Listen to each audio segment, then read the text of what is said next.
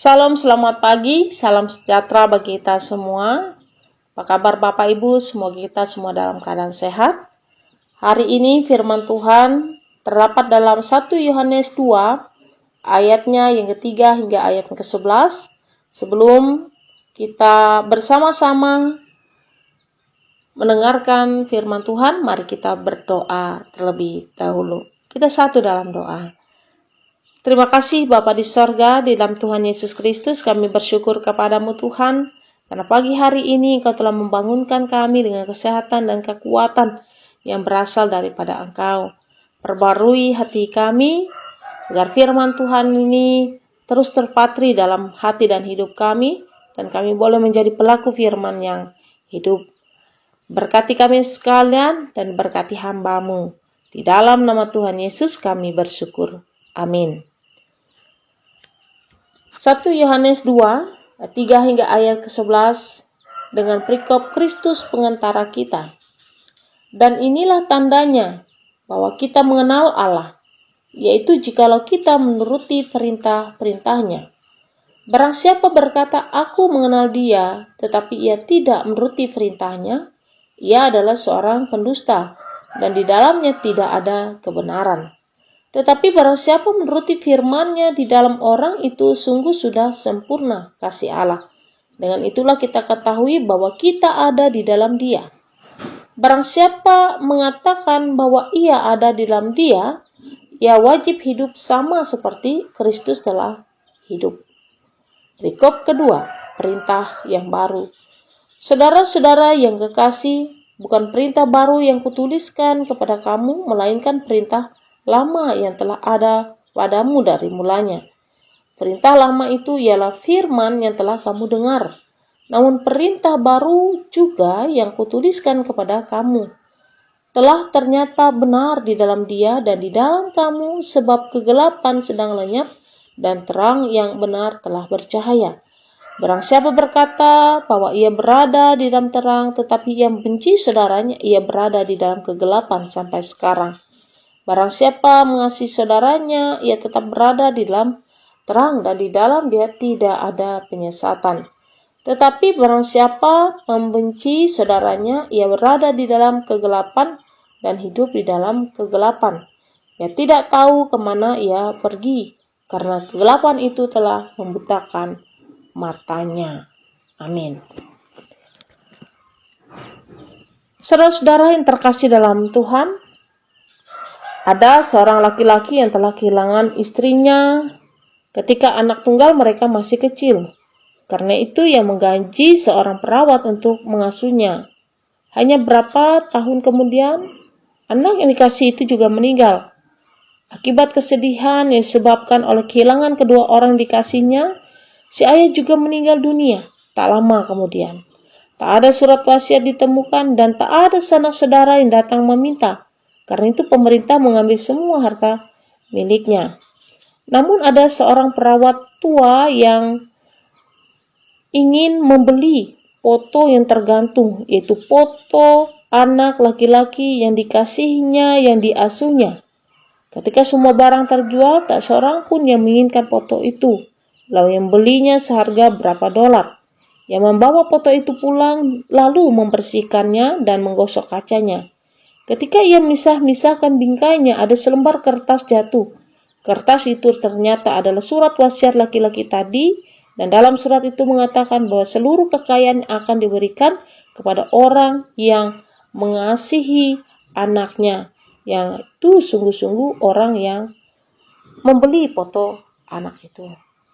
Saudaraku, warisan sorga dan kekayaan Allah yang tak ada habis-habisnya juga menjadi milik kita semua yang mau percaya dan mengasihi anaknya, yaitu Yesus Kristus. Dalam firman Tuhan, di ayat yang ketiga dikatakan, dan inilah tandanya bahwa kita mengenal Allah, yaitu jikalau kita menuruti perintah-perintahnya. Mengenal berarti kita tahu siapa Dia dan melakukan apa yang menjadi kehendaknya. Mengenal Allah berarti kita tahu siapa Allah dan apa kehendaknya bagi kita. Kata mengenal dalam bahasa Yunani memiliki makna memahami atau memulai mengenal karena pengalaman yang berkelanjutan. Kata mengenal ginosko yang dipakai oleh Yohanes dalam konteks ini mengandung arti pengenalan yang datang dari pengalaman, yaitu pengalaman menjalani hidup bersama. Jadi orang yang mengenal Allah adalah orang yang memiliki persekutuan yang baik dengan Allah. Pengenalan yang berkelanjutan akan Tuhan dalam pengalaman membuat kita menuruti perintah-perintahnya. Di ayat keempat juga mengatakan, barang siapa berkata, aku mengenal dia, tetapi ia tidak menuruti perintahnya, ia adalah seorang pendusta, dan di dalam dirinya tidak ada kebenaran. Kata kebenaran menyatakan realitas Allah yang disalurkan dan diwahyukan dalam firman ilahi. Kemudian kata perintahnya juga mengacu kepada perintah perjanjian baru yang adalah perintah Tuhan Yesus yang diberikan secara langsung olehnya atau melalui para rasul. Semakin kita mengenal dia di dalam pengalaman, semakin kita menuruti perintahnya. Anak yang hidup dengan ayah dan ibunya baru dapat mengenal dengan baik siapa orang tuanya dan bagaimana karakter mereka. Dia bisa menjelaskan sifat-sifat dan kesukaan orang tuanya karena mereka selalu hidup bersama. Suka duduk bersama, saling bercerita, dan doa bersama. Hal ini tidak bisa terjadi jikalau anak dan orang tua jarang bertemu dan tidak pernah bersekutu bersama. Anak yang mengenal dan mengasihi orang tuanya dengan baik tentu mengetahui kehendak dan keinginan mereka dan akan berusaha untuk melakukannya. Demikian dengan orang yang mengasihi dan mengenal Allah akan menuruti perintah-perintahnya. Jadi ketaatan pada perintah Allah adalah manifestasi dari pengalaman akan Allah. Orang yang mengenal Allah akan mengetahui betapa besar kasih Allah dan akan sungguh-sungguh mengasihinya. Orang mengasihinya akan menuruti segala perintahnya. Suatu tanda yang mutlak yang ada pada seorang mengenal Allah adalah ia melakukan perintah-perintah Allah. Dari buahnya lah seorang dapat diketahui bagaimana ketaatan kepada Allah. Buah perbuatan yang baik akan menunjukkan pada lingkungan sekitarnya bahwa ia adalah seorang yang saleh, yang mengasihi dan menuruti perintah Allah. Orang yang mengaku mengenal Allah namun berkelakuan buruk, ia tidak dapat dipercaya sebagai orang yang mengenal Allah. Pengenalan akan Allah akan mengubah sifat dan karakter kita menjadi ke arah keserupaan dengan Allah. Dua orang sahabat yang sangat dekat akan punya ciri, kesukaan, dan juga kebiasaan yang sama, yang hampir mirip. Mengapa? Karena mereka masing-masing suatu pengenalan akan sahabatnya. Mereka sering kenal atau sama lain, mereka masing-masing sudah mengenal akan sahabatnya. Terlebih daripada itu, pengenalan akan Allah membuat kita juga mengerti dan mengetahui keinginan hati Allah bagi kita. Dan hal ini membuat kita senantiasa rindu untuk mengetahui keinginan hatinya. Saudaraku, sudahkah kita mengenal Allah? Allah yang transenden itu, yang begitu jauh telah menjadi Allah yang imanen, dekat dengan kita. Dia memperkenalkan dirinya dengan kehadirannya di bumi dalam Yesus Kristus. Tuhan Yesus berkata, jika engkau mengenal aku, engkau juga mengenal Bapa-Ku. Sebab aku dan Bapa adalah satu.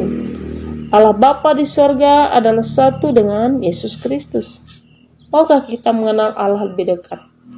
Percayalah kepada Tuhan Yesus Kristus dan belajarlah mengenal dan mengasihi Dia, maka kita akan mengenal siapa itu Allah yang sebenarnya. Karena itu teruslah mengenal Allah lebih dalam lagi agar kita semakin taat pada perintah-perintahnya. Amin. Untuk firman Tuhan, mari kita berdoa. Kami bersyukur kepadamu Tuhan, karena Engkau terus memimpin dan memperbaharui hidup kami. Bahkan Tuhan menginginkan setiap pribadi untuk mengenal Allah lebih dekat lagi. Oleh sebab itu kami rindu Tuhan untuk mengenal dan mengetahui isi hati Tuhan. Tolong kami semua agar hidup kami terus dipimpin, disertai, dilindungi, bahkan diberkati. Saat ini hamba berdoa untuk calon jemaat di Hingan Tokun. Tolong Tuhan memberkati setiap pengurus yang ada di sana dan juga para pekerjamu, hamba Tuhan yang sudah Allah percayakan untuk membina jemaat yang ada di Ngantokun, agar mereka semakin menjadi jemaat yang bertumbuh di dalam pengenalan akan Tuhan Yesus Kristus, yang rindu bersekutu, bersaksi, dan melayani. Terlebih banyak jiwa-jiwa yang dimenangkan melalui pekerjaan tangan hamba-hamba Tuhan di sana. Tolong Tuhan Engkau juga berkati Resort GKI Puruk Cahu, para pekerja gereja, hamba-hamba Tuhan, dan juga Bapak Ibu pendeta, vikaris, penetua, dan diakon. Berkati mereka sekalian, bahkan orang-orang yang rindu untuk melayani Tuhan, yang telah mengorbankan dirinya bagi pelayanan, baik itu secara moral maupun juga material. Tuhan, pakai mereka semua untuk menjadi alat di tangan-Mu untuk mewartakan kabar baik dan sukacita, sehingga banyak jiwa-jiwa yang dimenangkan melalui buah pelayanan mereka semua. Tolong Tuhan Yesus, Engkau juga memberkati saudara-saudara kami yang saat ini sedang dalam keadaan berduka cita, maupun juga yang sedang terpapar karena COVID-19, bahkan yang terkena musibah dan bencana alam.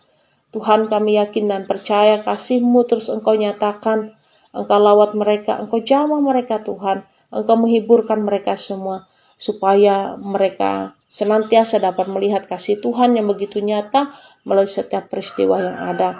Dan bagi yang sakit, Tuhan sembuhkan, dan bagi yang bergumul saat ini dan berduka cita, Tuhan hiburkan, dan Tuhan kuatkan mereka. Terima kasih Bapa di sorga, kami menyerahkan kehidupan kami serta aktivitas kami, pekerjaan kami, keluarga kami, anak-anak yang dalam masa pendidikan, masa perjuangan mereka di bangku sekolah. Tuhan berkati, supaya mereka boleh menjadi generasi penerus bangsa dan gereja, menjadi alat di tangan Tuhan, yang senantiasa boleh melayani Tuhan dengan penuh sukacita. Terpujilah Engkau ya Allah di dalam Tuhan Yesus Kristus. Dengan segenap kerendahan hati kami menyampaikan doa syukur kami di dalam nama-Mu yang kudus, yang telah mengajarkan kami berdoa bersama-sama. Bapa kami ada di sorga, dikuduskanlah nama-Mu. Datanglah kerajaan-Mu, jadilah kehendak-Mu di bumi seperti di sorga. Berikanlah kami pada hari ini makanan kami yang secukupnya, dan ampunlah kami akan kesalahan kami, seperti kami juga mengampuni orang yang bersalah kepada kami. Dan janganlah membawa kami ke dalam pencobaan, tetapi lepaskan kami daripada yang jahat. Karena Engkau punya kerajaan, kuasa, dan kemuliaan sampai selama-lamanya. Amin. Tuhan memberkati engkau dan melindungi engkau. Tuhan menyinari engkau dengan wajah-Nya dan memberi engkau kasih karunia. Tuhan menghadapkan wajah-Nya kepadamu dan memberi engkau damai sejahtera.